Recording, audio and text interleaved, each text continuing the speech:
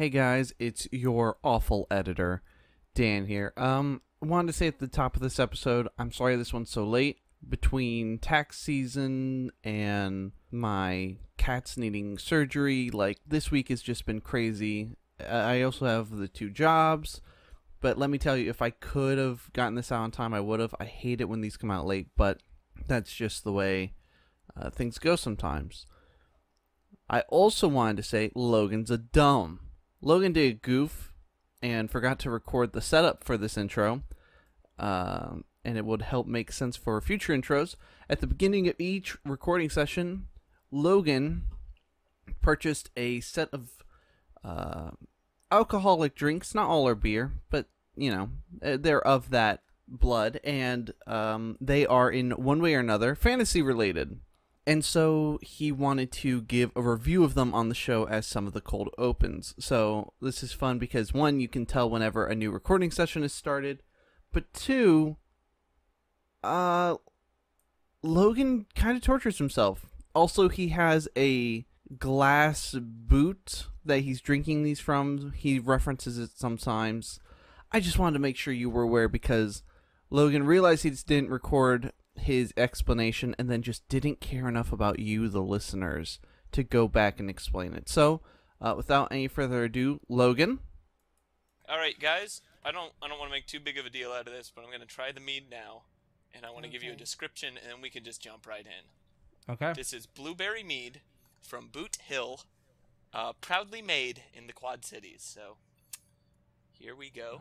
Come on, Slam, and welcome to the jam. Ooh. Ugh. No, that's fine. Okay, That's fine? I can taste the honey. That's for sure. And that honey aftertaste is good. Blueberry was probably a bad choice. And I do get that pickled honey taste that they talked about. Yep. I'm trying to imagine what even pickled honey would taste like. I don't know why you'd ever drink anything pickled. It's sour.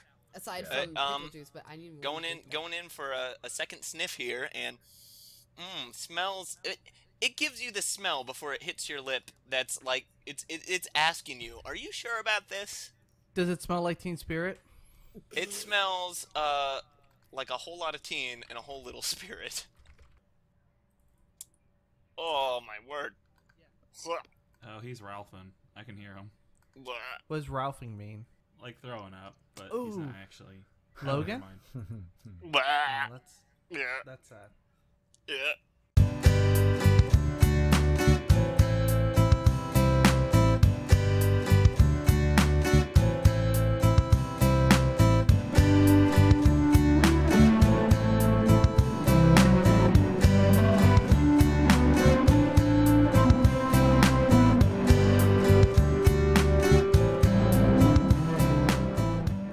Hey guys, guess what? You guys are going on a new adventure today. Oh. I'm so excited! Do you know what that means? Oh, that means we gotta hear the voice. You gotta hear "Hello, adventure." Yes! Oh, no! It's Dat Boy. It's oh shit, what up? I hope you're ready for this adventure because it's a real toe tapper. I'm not ready. Oh boy. I know what that This means. is a little ditty She I wasn't like to ready. call the Sand of Music, Okay. Uh-oh. Yep. aka Questside Story. Yep. Oh Okay. no! All right. I get This why one's- these things are being said. This is for all you musical nerds out there.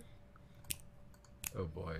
So, Man, this is a musical episode. Guys, we have a musical episode. We did it Yeah, in the We first made it, season. guys. Yeah, mine was In the first the Hamilton hit for you, Logan. Oh my god. Yes! Oh my god! I'm actually dying. I love musicals so much. Man, I'm just gonna So- reference everything in musicals. Hey guys, Zach's trying to talk. Jeez, How about I kind of how need about we to spin move this along Yeah. because I'm not sure how much longer I can take of this before, like, my headache gets really bad. Sorry. So, Okay, I'm shutting up. You need some meat. What? No, I took some medicine, but that might just make me sleepy. So, Good. it's been about maybe 8 days, like a week and a half, since your guys got into Megalith City and joined the Longbrow Adventuring Company. And so you've had some time to settle in and meet some of the locals, and you have your own rooms on the second floor, I believe. When you go up there to claim your rooms, you realize it's kind of like a dormitory up there. Mm-hmm. Like every one of the full-time staffers at the LAC has their own room, and you get to choose how to decorate your room. So maybe go around and share how you've settled in. Let's start with Steve. What has Steve done with the place? So Steve, right off the bat, just like unloaded his entire like traveling chest of clothes, like street clothes and stuff. It's just like in a pile on the floor, like just straight up. Just you like cracked open your suitcase like an egg and just let it. Yep, just like go. Because he's usually in his armor anyway. But he's got his workout stuff because he's been going to the gym with that gym pass he got. Mm-hmm. Right. Yeah. So, like, I foresee that whenever, like, the audience sees Steve for the first time in this new adventure, he's, like, coming home. He's got, like, the cut-off sleeves. He's wearing, like, a pair of shorts. And he's, like, sweating. You can tell he's just been to the gym so that he gets that +2 attack. And, yeah, just the rest of it's very, like, plain. I assume that when you say he has these clothes and he usually wears armor, he's just wearing the cutoffs over his plate armor. No. How are you gonna lift in plate armor? Do you even lift, bro? Well, I assume that's a bigger lift. I don't really know how this works, man. No. It's like this is his street clothes. This is him not in. Oh, not so in he's a workout in the streets and a paladin in the sheets. Yeah. Well, you could say that. Yeah, and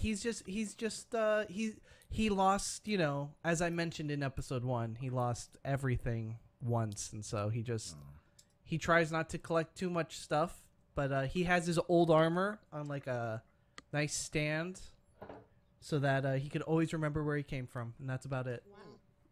That is so deep. Yeah. Oh, I forgot to mention too, since you're going to the gym, you probably see 3 other people that you work with here at the Longbrow Adventuring Company quite a lot, because they like to hit the gym too. Nice. Like you guys, they're fieldwork specialists. That means they go out and actually do the adventuring most of the time. They are Ramon, Penny, and Charlotte. 3 girls who by day are adventurers, and by night they are a punk band.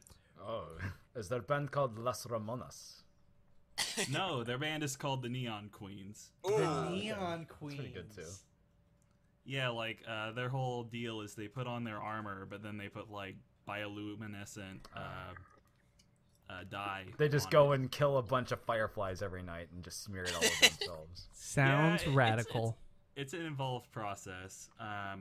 Ramon is a Triton. She's a fighter / bard, and she's also the lead vocals. Charlotte is a halfling ranger, and she plays drums. And Penny is a dragonborn. Yeah. And she plays electric lute. Electric lute. Yes. She's also a barbarian. Ooh, I would like to, now that I know that, add a little something extra to that. Which one was the Dragonborn? Just Penny. Penny? Okay, I just want to make sure I had that right. He was a crush. It's the first Dragonborn he's ever seen from outside of his village, so yeah, a little bit. He was like, this is someone not totally related to me. What is this? We don't have to do incest as Wait, incest now, guys. What type of Dragonborn are you again? What's your color? Like Copper. Silver? Copper? Okay, she's copper too. That's why she got the nickname Penny. All right. Okay, well, I would have. Hey, I just so you know, I would have been perfectly okay if this was a by color scale relationship. Okay, Yeah, I you're mean, right. Like if Is this it now was a- if it was of mixed scale color, I would Yeah, of course, but like it helps. Yeah, like yeah. it's like Dating nice. sim? Are we now doing an interactive dating sim? Not only Yeah. is it a cumulative Shrek fan fiction, but it's also an interactive dating sim. Yeah. Well, I want you guys to Well, know. you already Kawaii. got a boyfriend that you killed in the last. Yeah. The That's last true. adventure. So How many gifts do we have to give them not- before not- we get to he go on a wasn't- date with them? He wasn't a boyfriend. Next to Penny, I've put the word queen just to remind myself. For neon Okay. for neon queens, I'm assuming queen is spelled Kween, Oh my god. and neon has a 3 in it. That's just how I have it spelled. I don't know how it's actually spelled, but That's not canon. I'm just gonna go ahead and say no, it's that. not. But you can. Spads probably spells it that way anyway. Zach, are they supposed to be like our chipettes or something? I guess I don't know. I really put it so that if you have any questions on adventuring or like fighting techniques or anything, you could go to them for help. Oh, okay, cool. Oh, I'm all about it. It's good to I'm have a your strike up- mentors. I'm gonna strike So- up conversation with Penny whenever I can. So are they NPCs then? I mean, like I know there are not NPCs because obviously it's like, but like in a video game where they're just like, "Hi, come and talk to me if you have any questions about how to save or where to go into your inventory." Like, Zach, am I gonna be flirting with you? You know, Yeah. I'm okay with that. offering Okay. mints and Pepsi. It's for the story. It's for the story. Better give her a good voice. That's all I'm saying. Better not be like. It's got to be "Hello." equal parts punk and still dateable. Yeah. Can't be like, "Hello, my name's Penny." Hey, my name's Penny. Okay, wait. So back up. Aside from Penny, who are I know very well. Who are the other two? Ramon the Triton, which is like a fish person, like a mer person, but they have legs. And Charlotte, the halfling. All right. Actually, yeah, Nestariel, how have you been getting along? Like room wise. Like room wise, like what have you been up to? Well, she probably she hasn't had her own room because the house that she lived in originally, she lived with her mom, so she it was kind of think of like a studio apartment, but one house, and so it was like the beds were in the same living space as the kitchen kind of deal. So she hasn't had her own room, and this is permanent housing, right? Yeah, pretty much. Pretty much. I Or hope whenever we so. come back here, this will be where we crash, right? Like these. Yeah, rooms will be it's ours. it's like the place you go to when you're in between adventures. Okay, so if that's the case, then I'm assuming that there's shelves and drawers and whatever in the rooms aside. Yes, from there's lots Yeah, of places to We'll put say, booze. yeah, you could not just pull what I them was from any asking. rooms that don't need it. So any rooms that don't need furniture. it. So I'm gonna have all. No, I'm just kidding. So what you will do? Well, she's really orderly, so she's gonna make sure that all of her clothes are folded and her precious items are put in hidden underneath specific clothings and whatever, just family things that she held on to her mom's locket or whatever, and just make sure all of her things are neatly put away, and then she sits on the bed to see how it feels, all of that in she's very careful about it because she hasn't had her own place, and she's feeling like this is temporary because she doesn't know how things are going to go, but she wants to be very careful with it. She's said 15 times.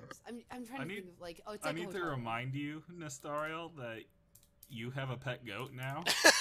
Do I have a pet goat? He never actually gave it to me. He just said he bought it. That's the same as buying it in Dungeons and Dragons. Oh my god. I refuse to I like accept that- this goat I until like that- he gives it to her in character.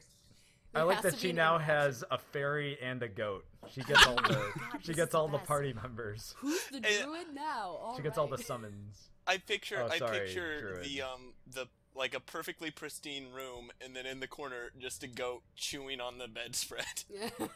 Here's Yeah. the thing I like to picture. I like to picture that whenever Nestariel passes out drunk downstairs at the bar, Steve is the one who takes care of the goat because part of the sales was to a good home, and he feels responsible partially for the goat. I like to picture that there is Steve, does that mean- a little like service elevator that they just pull the little dolly up from the bar to her room, and it's sometimes alcohol and it's sometimes her, and you see Steve alcohol. in an apron sweeping the room and my petting the God, I goat, need and he's this. like, "How long have you been out? Wait. Do you have it's any like- idea what time it is?" Shoot, what's from Toy Story when Buzz Lightyear wore the apron? And it's I am Mrs. Nesbit. That's Steve. Marie Antoinette and her little sister. That's what I'm imagining, because like literally, like with the armor and everything, that's perfect. Okay, wait, no, I want to revisit this whole goat thing because one, I demand an exchange of in character of him giving her this goat. I demand it. Second, because Steve takes care of the goat when Nestariel is incapacitated, does that mean that they have an adoptive child? Like joint custody of this goat? Yes. Yeah, what is the adoptive legal goat. standing It's of this like- goat? It's like when somebody gets a dog with like a friend or significant other, and then it's like their kid. Shared custody. Shared custody of a goat. It's nice that you're discussing shared custody of this unnamed goat. Because I will name A it. goat I called will name it. it as soon as I give it. I believe that in the interlude, I literally was like, "There you go," and that was the interaction of me giving you the goat. No, I demand an interaction. Well, that was it. But There I you want, go. so In I the want you to meantime, know, Spad if you looks at this haven't, with if horror. you haven't named this goat, it's the rough equivalent of having a roommate, and the roommate being like, "I have an animal. Is that cool?" Me going, "Yeah," and then you not taking care of your own fucking animal, so that then it's placed upon the roommate to take care of your animal. His name But is Squishy, okay? Oh, that's such a sad name for something that's so How do you cute. spell No, it's that? Squishy. It's because it's a squishy goat. Ooh. Yeah, squishy means easily killed. I don't like that. Oh my god. Do not okay. like. So you want I can ask the goat what his Can we name name is. him Dwayne so then he's a rock?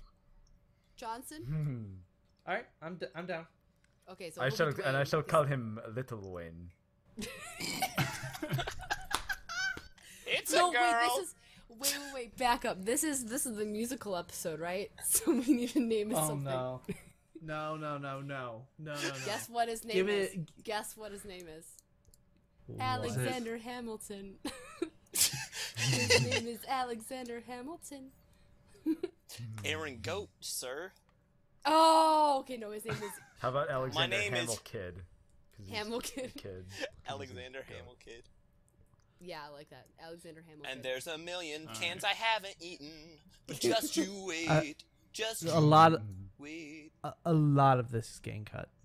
No, I love this. Okay, so anyway, so I'm gonna well, have to, yeah. I'm gonna say the goat lives outside, but in the stable with the horses, because Okay. the goat's not gonna be inside, because that is have you ever had a goat inside? That is a bad idea. So as much as I love Alexander Hamilkid, he's gonna live in the. I know, yeah. He's I love gonna that live, name. I love it too. He's gonna Like, live. I wasn't sure at first, but now that I hear it in an actual sentence, I kind of love it. He's gonna live in the stable, so I'm imagining that he'll have like a little, like, you know how the horses have like the big, like, He has his own big- office? He has his own, but a little one. He has his own office. Yeah.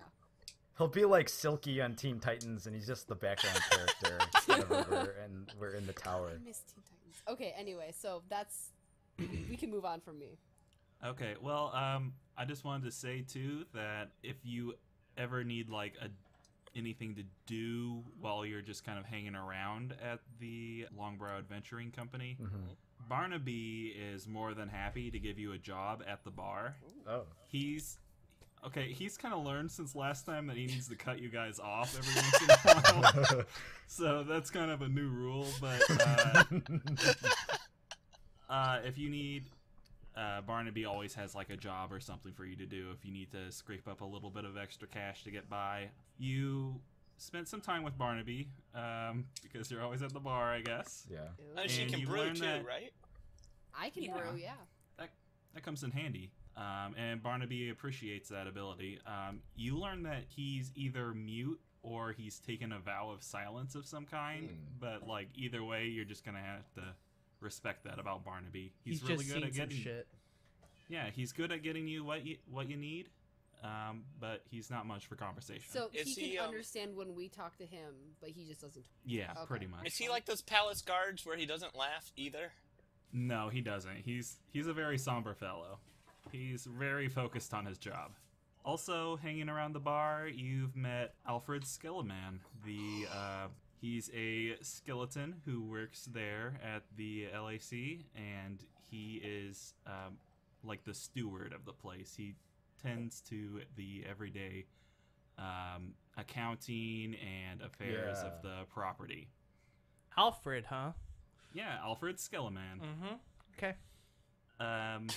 You've also met your boss, Cornelius Longbrow, and you had the chance to meet his wife, Elizabeth Longbrow.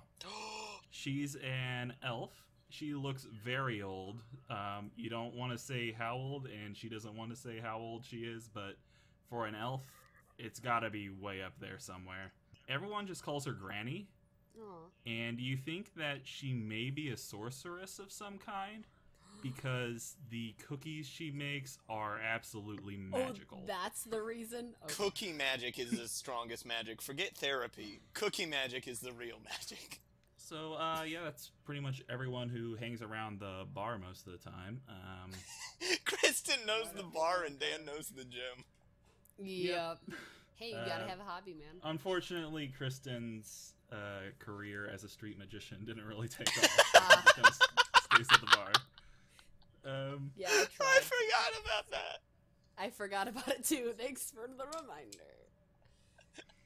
They were more impressed by, like, you magically producing flame to try to set this handkerchief on fire. I guess than they were at the non-burning handkerchief. I guess in a world of actual magic, David Blaine isn't that impressive. No, surprisingly, no. So anyway. Yep. How about Spad? What have you been up to? Well, now that I found out there's a stable, I know where Spad's living. Jerking his gherkin. He's hanging. Whoa. He doesn't look. Wow. Spad respects animals, alright? He respects their boundaries.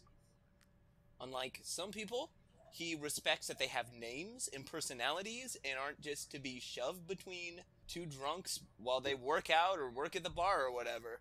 I just pictured Spad riding along Alexander Hamilkid down the stairs at the Adventurers Club and saying, "Go, David Goderson." I have a headcanon that Spad and Alexander Hamilkid are really good friends. Oh, they're best friends. They're best friends. Partially because he's already talked to a goat before, and so he's like, I know you're kind, which is kind of racist, but Spad's already racist, so it's okay. And Alexander Hamilkid just doesn't pay attention. Here's the thing with Spad. Really chill goat. He speaks goat, so like he calls him by his goat name, which is ba ba ba, and he he's really the inflection is a beautiful language, and they hang out, they eat tin cans together, they God, I guess I guess they headbutt people. He kind of runs around on all fours sometimes. I just picture Spad. You're drawing a Spad Zack, but on all fours with hay in his mouth and a crazed look in his eye. So his room is basically a big closet, because that's just where he drops stuff off, so he can hang out at the stable. He sleeps in the stable because he's a druid, and I guess that's probably what druids do. Oh, I know what I could put in the room, though.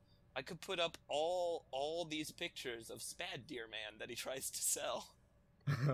Of himself? Yeah, because, Spad Deer Man is a menace, according to some papers, and he's just trying to, just trying to keep that rep, just trying to make some money, I guess in ye old newspapers it's engravings, so he'll use his little tinkerer tools to try and catch engravings. I love Spad. He's my favorite character aside from Have you gone to the zoo at all? Oh, hell yeah! Spad and Alexander Hamilkid go to the zoo on the... Okay, I need first to know, what type of zoo is this? This is like a... Because there's like two options I have, and I can't decide which one is better for Spad. Go on. there either he goes to like a really shitty petting zoo with like 3 exhibits and just like pets the animals and then goes on his way, or he goes to like a really massive zoo and wanders around and only manages to see 3 creatures. I think both of those are wonderful. I think he goes to what's presumably I picture it as a traveling carnival full of like shady, like the very rare animals from Star Trek, where it's just like a dog in a costume. And I picture him like walking through this and slowly whispering to the animals in their original language, "I will avenge you. Together, my brothers, overthrow the zookeepers. Oh my god.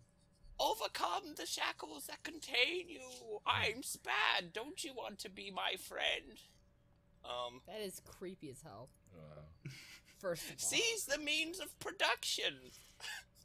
I definitely thought you said the memes of production. And I was Yes, like, right. seize the memes of production. I'm Spad. I will take all the memes. I will absorb them all and become the meme king. Oh my god. Spad, dear man, remember the name. It's probably going to be in that one font, the white one. White because white. Racist. Oh man, that did sound very racist. Oh, Yep. Spad. Yeah, a little Here's bit. the thing. Spad, really good with animals. Really bad with races. Oh. Yeah, so you gave me... Zach, you printed off a little thing of the animals I saw. Yeah. So I Those are all saw... the animals he saw. I saw a tiger, which I can't become because it's just too damn strong. I saw something called a giant weasel, Oh yeah. which has keen hearing and smell, which gives me advantage in all perception checks that rely on smell and hearing, which is weirdly specific. And perhaps my favorite, you gave me an animal called a stench cow, K-O-W cow, which is presumably just a real stinky cow, because that's all the description has for it. Yeah. He still It's just a real smelly cow. he still has better decks than me. Yeah, so Spad's been hanging out with his friends in the stable, Alexander Hamilkid, and presumably a horse named Aaron Spur. And he's been going to the petting zoo. He's not one for lifting weights. I guess he wears that T-shirt like a doof. Wait, can you say his name again, please? Aaron Spur. So we have Alexander Hamilkid Oh and no. Aaron Spur. Oh no. Oh my, Alexander Hamilton. Oh. Continue. I'm sorry. I just got very excited. So that's Yeah, I forgot to Good thing, mention. it's a good thing there are no guns in this. crossbows. Dawn. I kind of forgot. I think I briefly mentioned it when you guys got to the building, but like on top there's like some trees. Oh. Like on top of the building there's like some trees up there. Oh, I love me some trees. So yeah, up there is just like a small tended garden on top of the building, and it's actually where the magic and religious lore masters of the LAC meet. Oh. Ooh. They're more there for research and lore and any insights into the arcane or religious. I just picture Spad walking by this beautiful quiet garden with all these scholarly people going, "What's up? Hey, how are you guys? I'm riding a goat. What's up? You want to help? You want to go to a zoo later?" And you know what?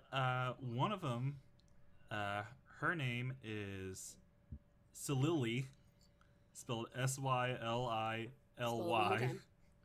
Silily. Mm-hmm. She's like, yeah, man, I'd like to do that sometime. Oh. She's a You're my favorite Muppet.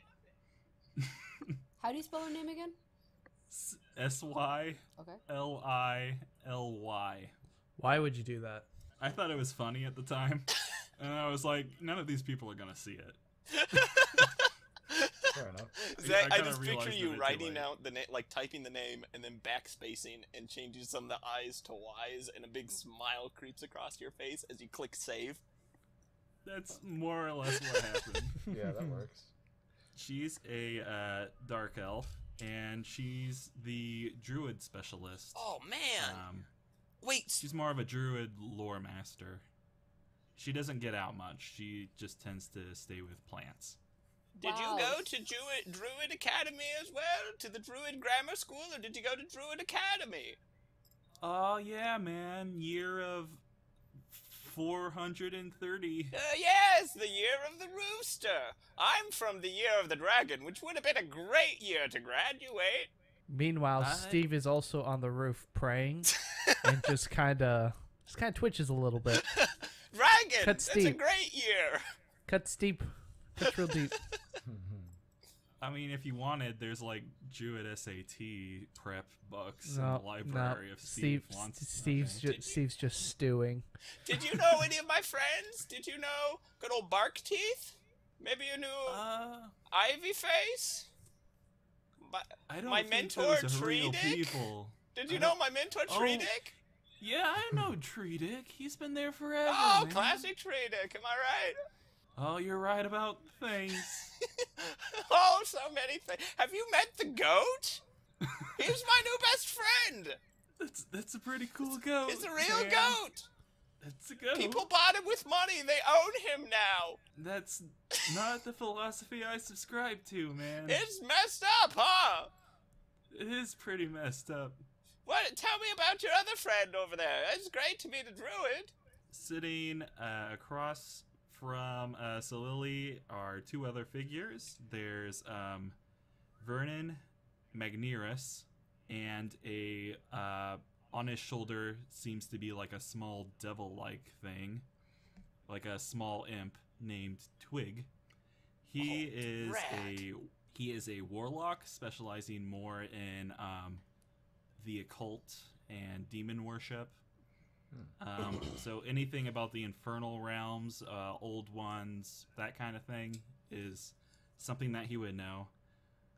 He's a human. He's kind of an older dude, and he's got a really big hook nose that he likes to use to look down on people. And he's not the nicest of guys, but you've been assured that he's like a good demon warlock. New goal is to make Vernon my friend.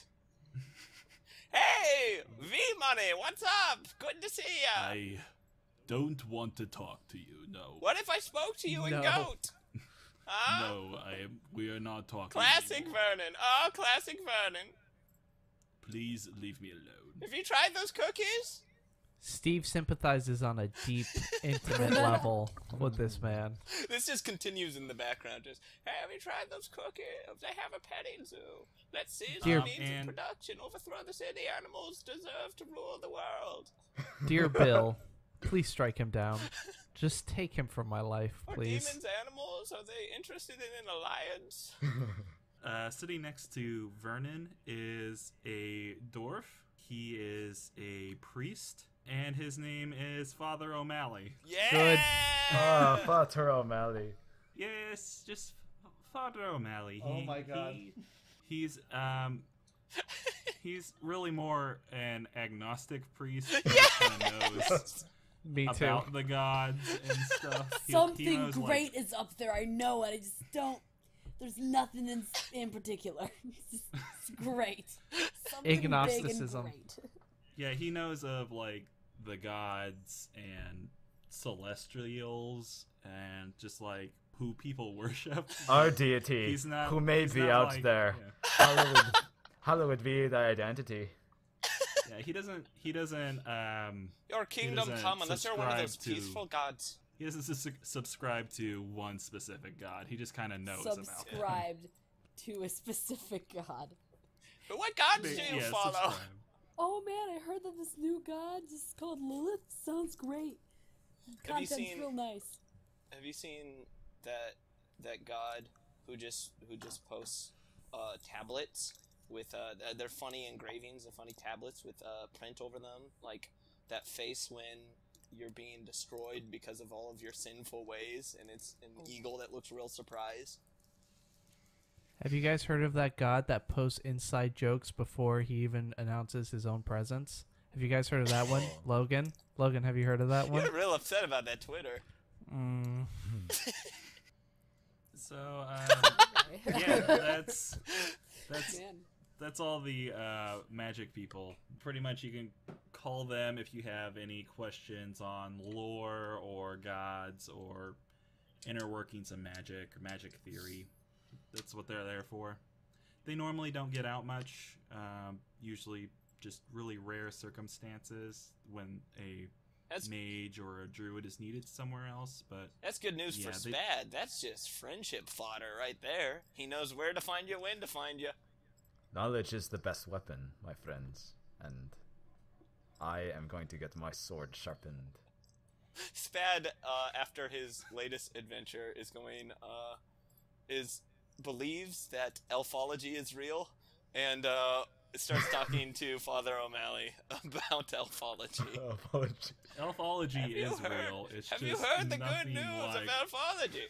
I'm an elf or something. I also have a goat. No, it's not yours, it's my goat. You're just best friends with him. Someday, Alexander Hamilkid. Someday. My goat. Actually, Corey, it's good that you spoke up. What's Corveth been up to? I mean, like, how's he decorated his room and everything? Corveth has been, in his free time, been exploring the city and learning various skills and acquiring different knowledge bases about the world to use for his many cons, which he will employ in the future. Throughout his adventures throughout the city, he has collected several memorabilia items, several various costumes he may need at the future time. Most of the costumes just lie in a pile of dirty laundry in the center of his room, which he keeps organized well enough to know where everything is in the pile. But he has shelves filled with various knickknacks and curios from the city. He spent time taking improv classes at Second Castle in the city. Good. And various souvenirs from there can be seen on his shelf. He is an avid collector of amigos, which are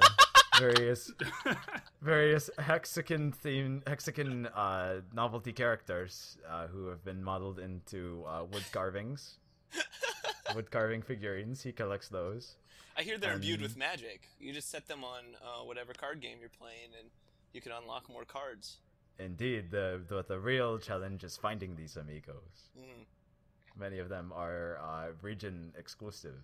Ye old Best Buy. You know they're sold out. Oh, indeed. He has several stories of hunting these down. And then his bed is perfectly pristine, which he makes up, but because usually Corveth sleeps like a mummy when he's in bed and just wraps the sleeps like a mummy. Yeah. Okay. He just grabs a blanket and just wraps it up really tight, and that's all he needs. You mean to tell me that in this fantasy world where we were creating characters, high on that priority list for you was how does Corveth use his covers? Yes. Your fantasy this is very essential to his character. Your character is so deep that you said the words, he sleeps like a mummy, with all sincerity. Yeah, that's some interesting words. That's also, fantasy. Also, adorning Corveth's walls are various sketches of him with popular figures and various messages sent to him by famous figures, such as Felicia Dia, the bard, Josh Noman. Yes! And the lead singer of the hit punk minstrel band Scaramore. Scaramore. That's all I got. Yeah, she's a banshee. Oh, is she ever? So, yeah, since you've been exploring the city, you've probably been pestered by Marty, or maybe you recruited him to help show you around, and he really looks up to you for some reason. I'm not. He's like a thief. He inspired. Oh, to me. Yeah, he looks up to you because like he's a thief, and he wants to be an adventurer, but he's more of a low-level thief at this point, and he just kind of wants to get his names on the books of history. In that case, I have begun the process of teaching him the ways of a thief, and taking him through many trials and lessons throughout the city, such as lesson number 1, learning how to pickpocket from the elderly. But the right way, ethics of it, though. The ethics. Yeah, it's pickpocketing 101. It's the ethics of pickpocketing. You only steal from the racist elderly. Yeah, you're right. Where's my wallet?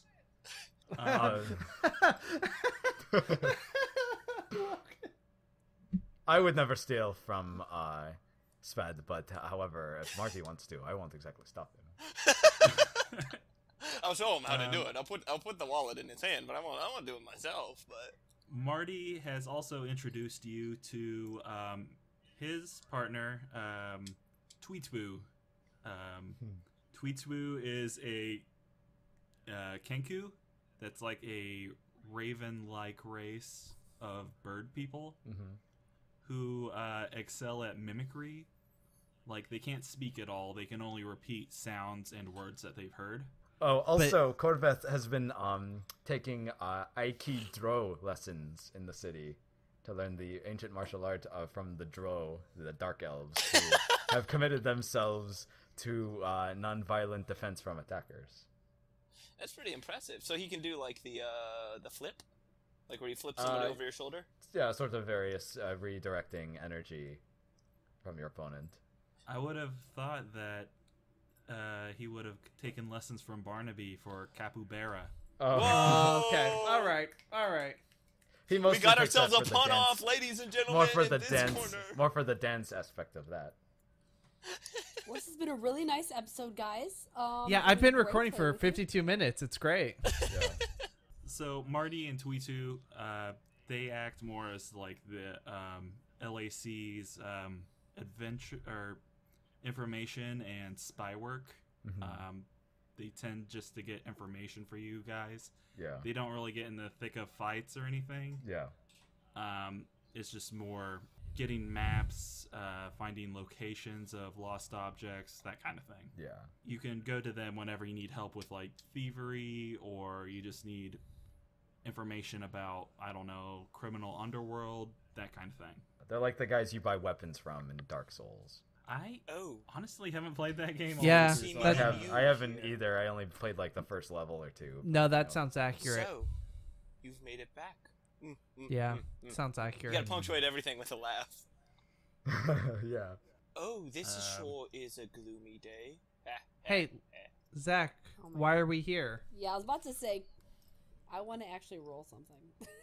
This is world building, guys. This is lore. This is world building. I want to roll This is what you charisma, missed while you guys were honest. drunk. So I gotta catch you up. You guys ever wonder what was in that spider room? You know why we didn't find out?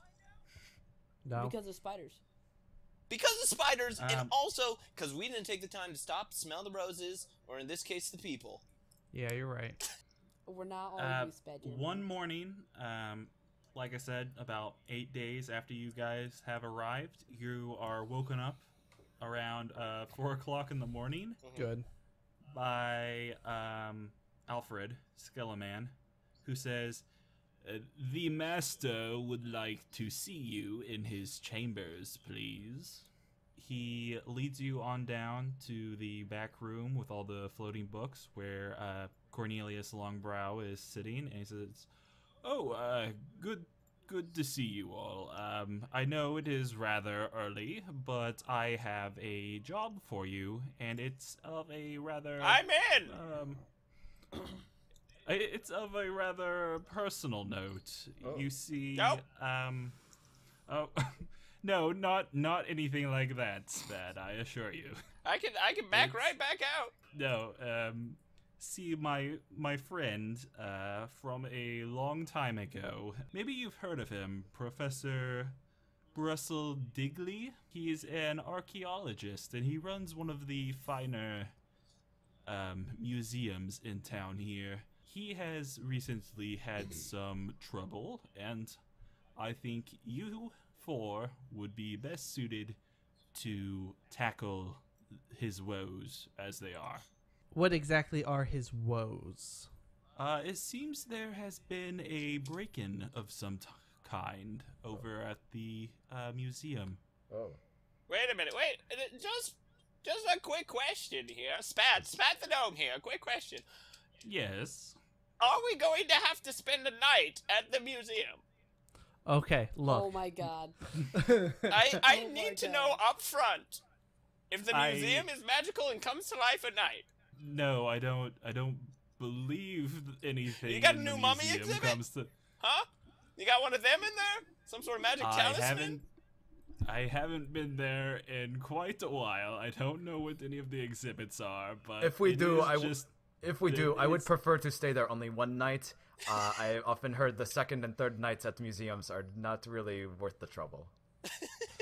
No, they're not as good as the first. We're not gonna have to take right. Corveth wrapped as a mummy to, like, London or something in the third night at the museum, are we? I don't know all the particulars. It's just that he is a good friend of mine, and I want this done quickly, and hopefully you wouldn't have to spend any nights at this museum at all if you can get to the bottom of this quickly. Cornelius. Well, That's good. you don't know us, but that's fine. Cornelius, Spat the gnome here. Yes. Quick question. Is your wife around? Does she have any of those cookies? Can we see Granny? Does she have some of the cookies? I do not wish to wake her up. Thank you very It's much. 4 in the morning. You could have given us cookies. The least you could do is wake Spad a man up needs to his some dealer. cookies. I need my fix. You can see if Barnaby has any on Has the way. any out. heroin? Spad, I think you are starting to develop a problem, my friend. I don't have a problem. I can stop chewing anytime you I want. out. I can stop anytime I want. I like cookies. That's all. There's nothing wrong with liking cookies. I eat hay my whole life. I Corveth. eat leaves. Do you think I don't like Spad, cookies? do not throw your life away. Corveth is pleading you. He pulls out a little bag of snickerdoodles and sniffs them off the table. just crumbs. Just crumb. A crumb too small for a mouse. No, he throws you out the door pretty quickly. He's normally a chill guy, but I think he wants you to leave. That's fair. Because the city, I believe I said, was the size of New Zealand, I have since looked up the size of New Zealand, and you know what? I'm going to stick to my guns and say man. it's still that size. How many square kilometers is New Zealand? Or square miles? That's not important. It's not important. You actually go to the tube network, the nearest tube network station. It's a series of tubes that just kind of go around the city. You just say where you want to go, and it takes you to the nearest station. Think of it as like Harry Potter has the Flu Network, which is it's basically the same thing, except mine's cooler. Spad There's walks giant up. wyverns in underground that like flap their wings and just send the tubes, the contents of the tubes flying around. Yeah, we'll I'm say it's just feeling like a bunch of very- straws that giants blow people out Oh, of. okay, that works too. They're giant diggery-doos. Very Charlie and the Chocolate Factory minus the chocolate. Kind of, yeah.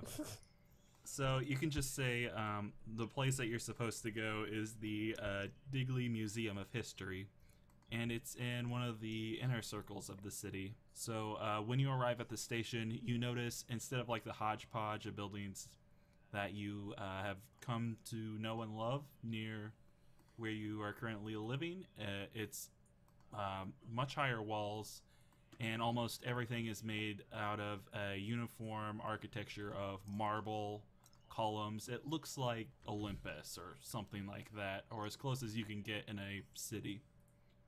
And It looks really sweet. yeah, it's really nice. It's a nice place, and a lot more upper crust.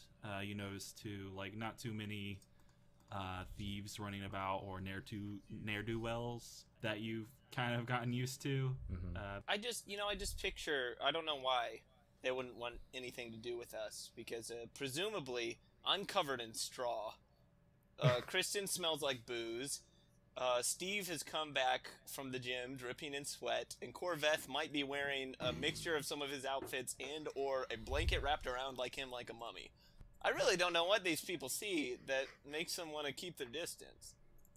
Steve is fine. He showers after every time he goes to the gym. I don't know what you're talking about. Corveth is also confused as he pulls an apple out of the chef's hat he is wearing.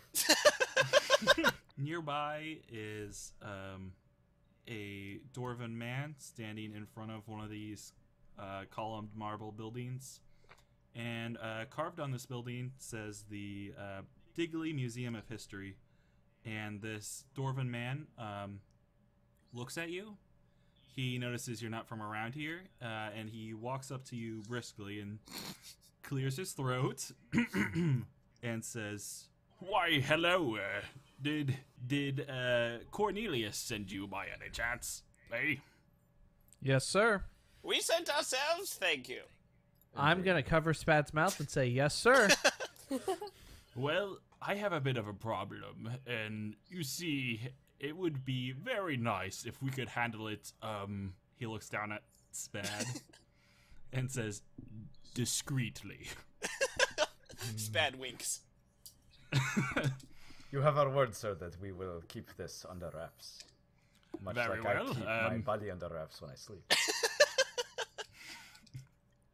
Now, if you would come with me, he walks up to the doors of this museum. I just realized that we look like 3 adventurers and 1 chef. And presumably this museum owner is like looking at us, and he hears like, much like I wrap myself up and like, well, I mean, if Cornelius sends a chef, it's got to be important. Well, I kind of envision Corveth as wearing his usual outfit, but just randomly wearing the chef's hat. Oh, he's one of those storing dual food. classes, one of those chef rogues Yeah. from Cutthroat Kitchen. Yeah. Oh and he's my got an God. apron and a chef's Oh hat, my but that's God. it. Everything else is just Cutthroat normal. Kitchen. Logan, you did it. I'm so mad. Professor Digley takes you to the doors, and you notice this odd rune kind of at the right-hand side. It kind of looks like a handicap, like hit the button and the doors open kind of thing. Mm-hmm. It's just like a stone on the wall, and he digs in his pockets and he brings out a rune that has the same exact symbol on it, but it's smaller, and presses it onto that stone, and you hear the door unlock. And he says, "You see, as a security measure, we have these rune locks. There's only 2 keys to the entire museum. I have one of the keys, and my associate has the other. But please come in. We mustn't dally out here." Would hate to be out here all night, out of the museum. And he takes you inside. The layout of the museum, you can kind of get a sense for it. It's pretty big, but based on what you see, it's separated kind of like in a cross pattern into 4 quadrants. Like on your right near the entrance seems to be like a bunch of exhibits from just like all around the world. This is a history museum, and so All there's, around like, the just tons world. yeah, just like a ton of artifacts from unknown cultures and all that stuff. I have a from question. Mexico? Yeah. Yeah, there is a Hexican exhibit. Do they have an Amigo exhibit? They do not. No, they don't specialize. Those are relatively in new. current Yeah, it's not really history at this point. It doesn't really. Yeah. Hey, if I've learned one thing from the History Channel, is that history's made every day. Yeah. Well, maybe That and maybe during like aliens. Hexican Heritage Month they'll pull something like that out. But right now, no, that's not. So they're gonna whip out that Hexican thing. Hey, Zach, I have a question. Yeah. Do I see anything that's very draconic in theme? You don't see anything really like in view, because right now it's just kind of like an assortment of things. There may be some draconic artifacts in there somewhere, but you'd have to go searching for them. Oh my god, I are you was looking just curious. for a gift for Penny? Don't worry about that. Are you looking for like a draconic ring? Don't worry about Is that. she the one? Don't worry about you that. Going to ask her? This isn't Oh a my gift shop. God. This is No, this isn't a gift shop, by the way. This is like, exciting. We gotta find him a draconic ring. no, I was legitimately curious about whether or not there's any draconic artifacts. Yeah, on the right-hand side, near the door, there's the exhibits. Back behind that, in another quadrant, is the library. You just see like rows and rows of books. To your immediate left is a bunch of like a ticket box and some double doors and some posters for plays and musical acts, and the words theater up on the wall. And just further down, also on the left, in that quadrant, is kind of the same thing as the theater, but it says planetarium instead. And smack dab in the center, where like all four of these quadrants meet, is like a glass dome with some offices kind of in an elevated area. Like where all the business of the museum gets done, or where Digley keeps his personnel. Digley, though, hurries you over through the exhibits to a much larger exhibit than any of the other ones, and he actually looks kind of excited to show you all this. It has the words above it that say, the treasures of Hanile. How do you spell Hanile? Hanile. Hanile. Treasures of Ha. Hanile. Nile. All right, now that I see it, God damn it, Haniles! What have you got me yeah. into this time? yeah, I don't love this. You don't love this? I'm just Well, kidding. I'm very lost, so I'm obviously not getting the reference. Hanile. Treasures like of the Nile. Oh, Yeah. Looks like Yeah, Cleopatra got wasn't the only treasure of Hanile. All right, you see, Yeah. this is why I wasn't excited about that. That's why. I've made 2 Nile jokes. Go on. So yeah, you like enter this exhibit, and there's like a bunch of like, the main things that stick out are these giant stone tablets that look like murals that are hanging on the walls. There's a like a sarcophagus with a mummy inside, and there are like some pot, some ancient tools, and then in the center, next to like the sarcophagus and mummy, there is a case that appears to have been smashed into. Digley takes you up to this and he says, we had a robbery late last night, around, I would say, midnight or so, and they have taken one of our greatest treasures in this exhibit. Is it a magical seal? Is it a magical gem? No. Does it make the I don't- museum come to life at night? No. I'm sorry about him. He's a little excitable sometimes. Nothing. Where's in this Theodore museum- Roosevelt? oh my god. Nothing in this museum comes to life at night, unless you use your imagination. Good answer. Well done. What was stolen was a, we call it the Golden Lioness. Oh. It's a smaller statue, about a foot in height, of a golden lioness, as the name suggests. Amazing. With, yeah, it's very succinct. I like that when I name the treasures that I have unearthed myself, he says very proudly. In fact, everything in this room I happen to dig up myself. He points to the sarcophagus and says, "That's a stone bed." Points to the mummy. "That's a dead man." That is a sarcophagus of one of the lost princes of Hanile. It's a very recent find, in fact. But no, I need you to track down this lioness. Focus with me, Spat. Focus with me. I'm in the room with the dead man. It's a little hard to focus. I need you to find this golden statue, find whoever was responsible, and bring them to justice. And I need this done as discreetly as possible because, well, understandably, this is very embarrassing for me. Do you mind if I ask you a question, sir? Sure. You mentioned earlier that only 2 people have a key to this room, you and your associate.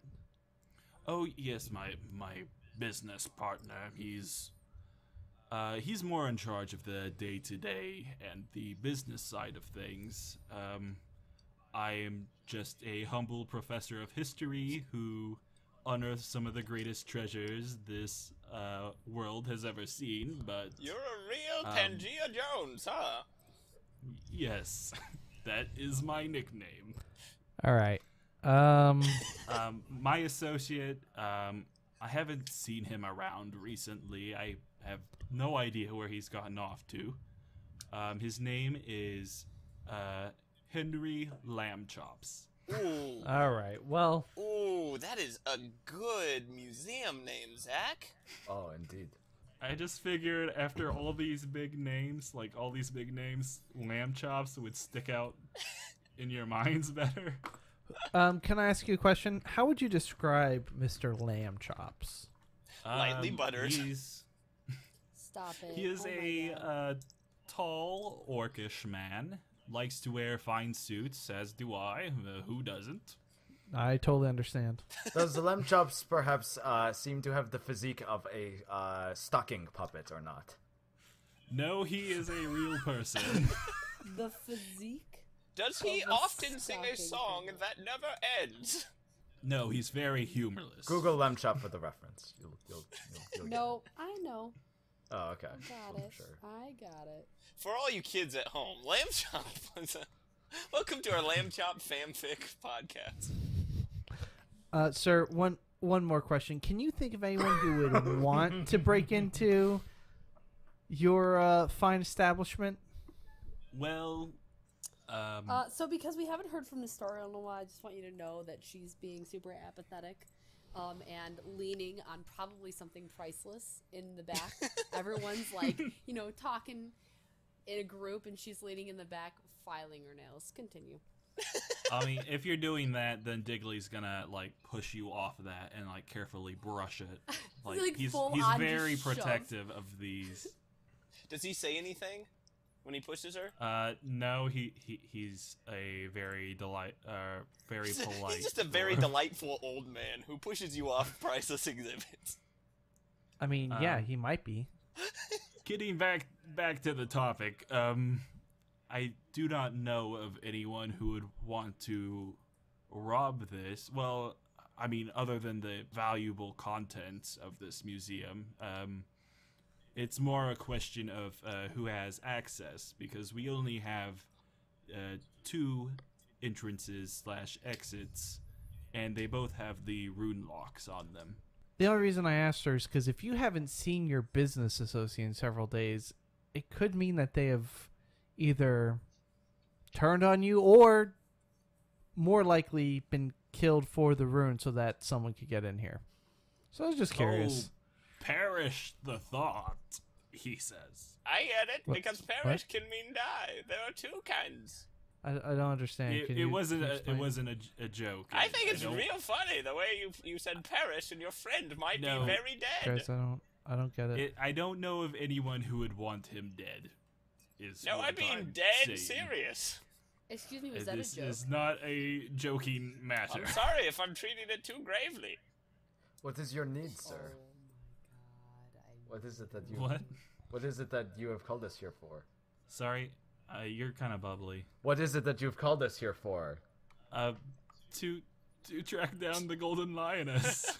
Oh, Where sorry. have you been this entire time? Corveth has been looking at various things he might be able to steal in the museum. Okay, that's fair. So for this whole talk, Corveth has been in other rooms just checking out, scoping what they got. Yeah. Pulling out a tape measure here and there. I want Nestariel to walk up behind Corveth as he asks that question, and then just whack him in the back of the head with her nail file. She gibbs him. Ow! Yes, Gibson. Straight up. So, unless there are any questions about this museum or this, Span here. Quick question. Yes? What are your usual hours of business? Oh, I always try and open up around, 4 o'clock in the morning. You know, get some coffee brewing, that sort of thing. You have any visitors And at I 4 always, a.m.? no, it's just when I, always come in. And then our business hours are between, 8 and 9 o'clock, and I always leave at 9:30. That's a long ass day, man. Is it open to general public, or do you need a pass? Oh, yes. The museum is, free for all to come and peruse. We only ask for payment for special showings in the theater or the planetarium. Very nice, very nice. So, let's say I wanted to throw a birthday party for a goat I know. Do you have a room I can rent, or is it just sort of a spontaneous thing? Do we just show up? I don't believe I heard you correctly. A Did you birthday say... party for a goat. Yes. Okay, I'm going to say no. No. to both of Hear those. me out. His name is Alexander Hamilkid. I'm gonna Then put definitely my hand not. over Spad's mouth at that point, and just realizing the rabbit hole this is about to go down, and I ask, do you mind if we investigate this area? Oh yeah, I will stay by in case you have any questions about these artifacts. I will leave you to your methods to find this thief, and I will provide any information that I might know. Yeah, I have a few questions. So this lioness, is it a living, like, female lion? No, it's a statue. It's a golden statue. Oh. Nestariel will hit him again. Harder this time. It's a golden statue about a foot tall. It's studded with a few diamonds and has a purple gem in its mouth. So this tiger. You don't... Sorry. Do you know if this statue has any hidden properties, or if the gem gives certain abilities to people or not? Not to my knowledge. It's been on our collection for about a year and a half, along with this mummy, and as well with a few of these other artifacts and the tablet murals that you can see on the wall. Have you been aware of any supernatural occurrences in your museum at all? Oh God. No, not at all. We thoroughly vet all of our artifacts to make sure that there are no latent magical properties. There's a 3-step interview process for all of the artifacts.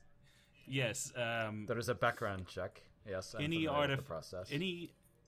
If you were an archaeologist, such as myself, you would know that no magical artifacts can be on display, and that they must go through a thorough examination by the artifact board.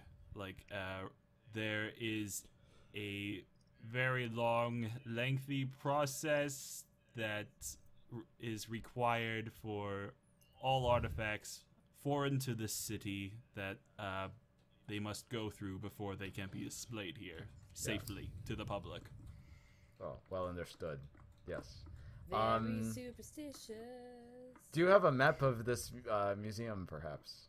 I believe it was explained in the narration. Yes. Do you have any brochures? Maybe upcoming exhibits?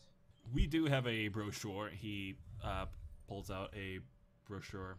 All right. Spad's gonna take the literature and just read it over. Oh, okay.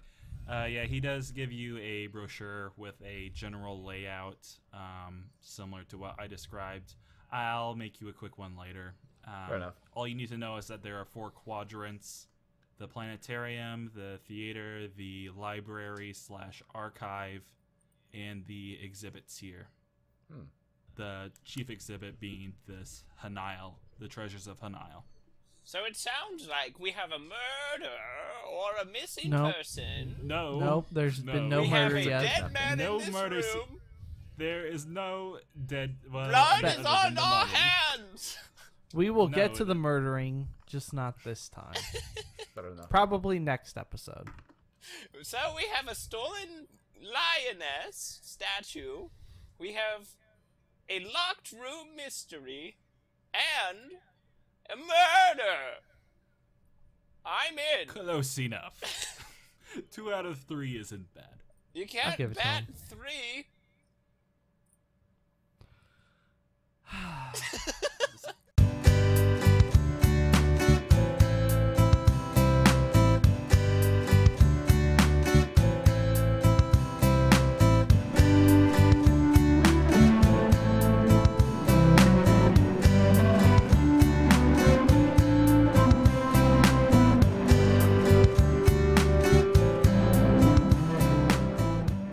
What's up, guys? It's me, Dan again. This time it's Steve. Thanks for listening to RPGeniuses. It's a lot of fun to make. We are glad you're enjoying it. If you enjoyed it, there's a good chance that one of your friends would enjoy it. So why not give them the link, share it with them, let them know that they should watch it. We don't pay to advertise the show, so if you like it, one of the best ways to show your support is by sharing it with a friend, specifically like a friend. So let's get to the social media. First is Kristen, Kiki the Girl on Twitter and Instagram, Kiki the Girl on Snapchat and Tumblr, 2 eyes on Kiki for Twitter and Instagram, 1 eye for Snapchat and Tumblr, and 1 eye for Kiki the Girl Cosplay on Facebook. Let's see here. And then Zach is at Invading Duck on Twitter, Corey is at Coffee or Die, Logan is at LLFC Poster Child, I am on Twitter at FlynnWriter1993 and Twitch TV at Philosophy Kid Gaming. Thank you, Isaac Dillman, for writing the intro and outro music for the show. Again, I apologize it's so late. We will be back on our regular schedule, so there won't be one this upcoming week, but then there will be one the next week, as if I hadn't screwed up. Well, so this is the one for this week. So I guess technically there will be one next week. Oh, God. Okay. Yeah, so we will see you next Tuesday. All right. Bye, guys.